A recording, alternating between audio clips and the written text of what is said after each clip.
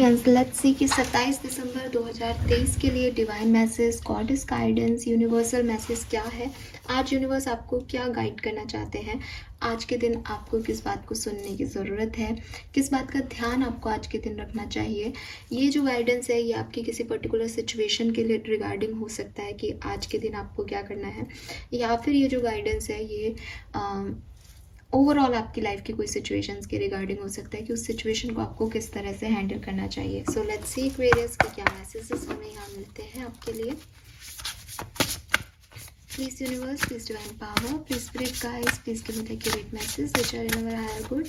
27 दिसंबर 2023 कुंभ राशि के लिए किस बात का ध्यान रखना चाहिए एक्वेरियंस को।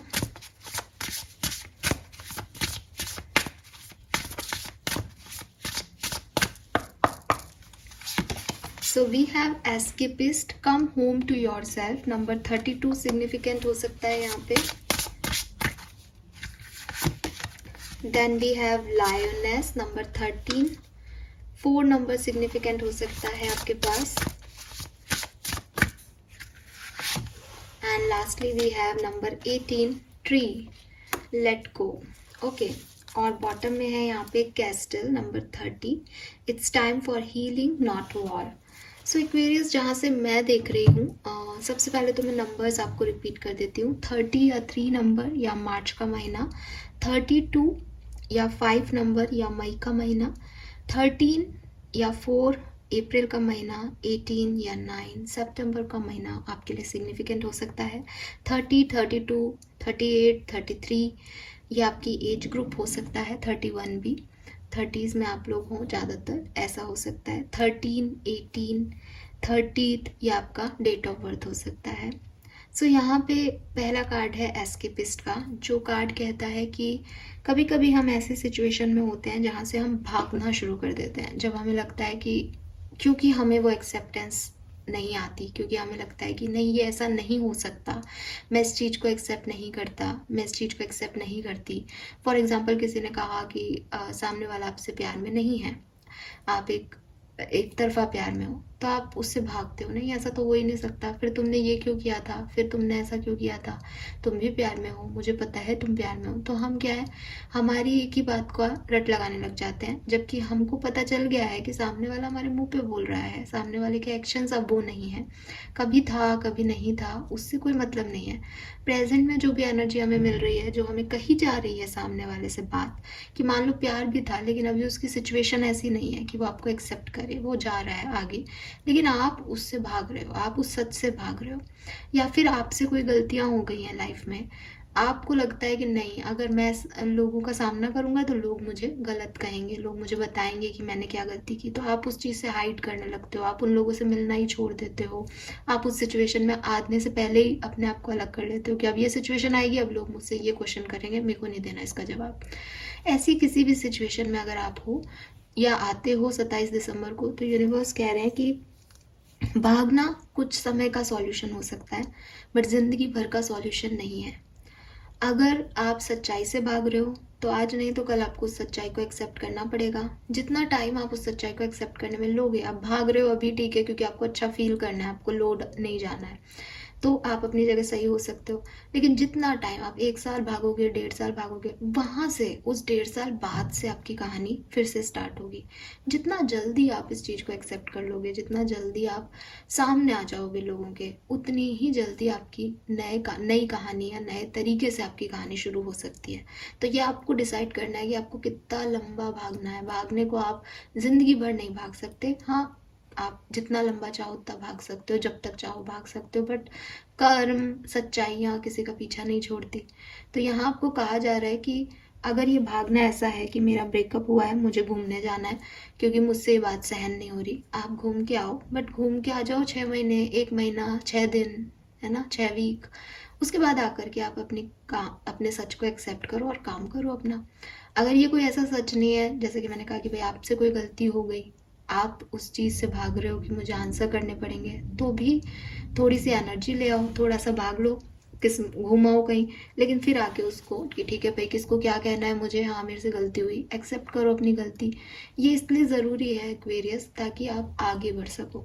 अगर आप भागते रहोगे सिचुएशन से उसके झुकते रहोगे तो आप कभी भी आगे नहीं बढ़ पाओगे, और जितना टाइम लोगे उतना ही समय लग जाएगा दोबारा से कहानी को रीस्टार्ट करने में, क्योंकि भूलेगा कोई नहीं। आपको लगता है कि कुछ महीनों बाद ये लोग भूल जाएंगे, मुझसे सवाल नहीं करेंगे, नहीं, ऐसी कोई सिचुएशन नहीं है यहाँ पे जिसको लोग भूल जाएंगे।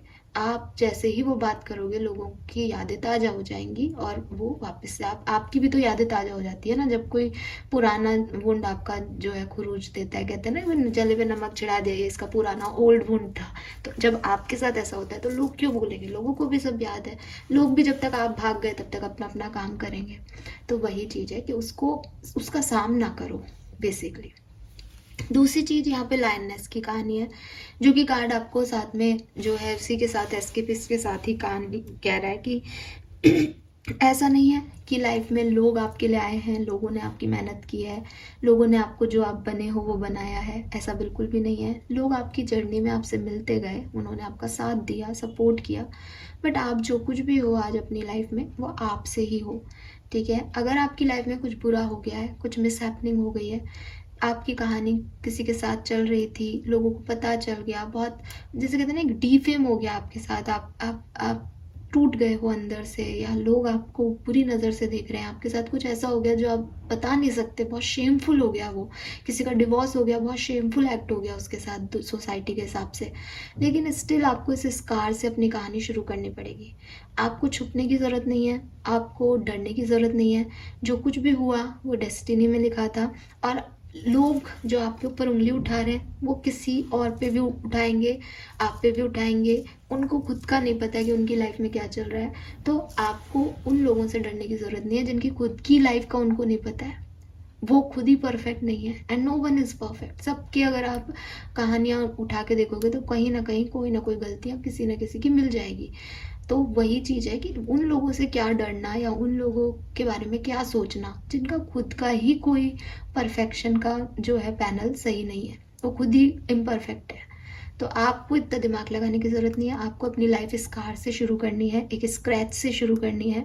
उस स्क्रैच से आपको घबराना नहीं है, उस स्कार को आपको छुपाना नहीं चाहिए। यूनिवर्स कहते हैं कि ये स्कार, ये स्क्रैच इस बात का प्रूफ है कि आपने अपनी लाइफ में एक बुरी सिचुएशन में भी सर्वाइवल देखा है, आप किसी ख़राब सिचुएशन से निकल के आए हो, ये इस चीज़ का प्रूफ है। ये इस चीज़ का प्रूफ नहीं है कि आपके साथ कुछ बुरा हो गया है। ठीक है, तो अपने स्कार को, अपने स्क्रैचेस को पॉजिटिवली देखो। आप जिस तरीके से उसे सामने वाले को बताओगे, सामने वाला वैसे ही उसे लेगा। आप छुपाओगे, आप नज़रें नीचे रखोगे, तो सामने वाले को लगेगा कि हाँ देखो ये भी परेशान तो है, दुखी तो है अपनी लाइफ से। और आप कॉन्फिडेंस से बाहर आओगे कि हाँ साहब कोई बात नहीं, मेरी ज़िंदगी है, मैंने लिया है, मैं करूँगी। तो वो भी आपको देखेगा यार कितना इसमें जोश है, कितना कॉन्फिडेंस है, इतना कुछ हो गया लेकिन देखो अभी भी खड़ी है, दोनों पैरों पे खड़ा है, अपना काम कर रहा है। तो आपको दूसरे वाली लाइन में आना है। And lastly we have let them go. और इस कार्ड की वजह से मैं आपको इस तरह की बात बोल रही हूँ कि डिवोर्स या लव लाइफ से रिलेटेड, क्योंकि ये कार्ड जो है मुझे कह रहा है कि चीज़ें आपकी लाइफ में एंड हो गई हैं, लोग आपकी लाइफ से चले गए हैं, जो आपका हंसता खेलता कोई सुनहरा सपना था वो जल गया है, राख हो गया है।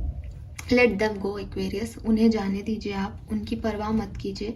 अपनी आपकी हीलिंग का टाइम है। अगर आपको लगता है कि मैं छोड़ूंगा नहीं उन लोगों को, उन्होंने मेरे साथ ऐसा कर दिया, तो ये वो टाइम नहीं है कि आप किसी से लड़ने जाने बैठ जाओ, क्योंकि आपकी लाइफ में तो सब खत्म हो गया, ये पेड़ तो अब जल गया। अब आपको लड़ना है, आप लड़ लो बैठ करके किसी से, आप उनका भी कोई पेड़ जला दो, वो भी ऐसे बैठ जाएंगे, आप अपने जैसा एक दूसरा व्यक्ति बना दो अगर आपको खुशी मिलती है तो। लेकिन आपकी सिचुएशन तो यही है, तो बेहतर यही है अभी की सिचुएशन में कि आपको अपने आप को हील करना पड़ेगा। और ये जो टाइम है ये हीलिंग का टाइम है। भागो मत इस सिचुएशन से, स्क्रैच से रीस्टार्ट करना है। मुश्किल होता है पर नामुमकिन कुछ भी नहीं है। तो स्टार्ट करो अपनी जर्नी को नए तरीके से, कॉन्फिडेंस से। धीरे धीरे आप देखोगे चीज़ें अपने आप आसान होंगी। बट अभी के लिए लोगों की परवाह मत करो, अभी के लिए अपने आप के बारे में सोचो और आगे बढ़ो। ठीक है, हीलिंग करो खुद की।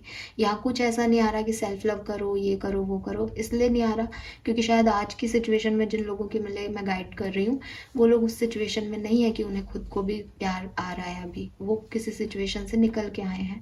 तो यहाँ आप अपनी हीलिंग करो, शांति बनाए रखो, कोई लड़ाई झगड़ा आपको नहीं करना है, किसी को नीचा आपको नहीं दिखाना है।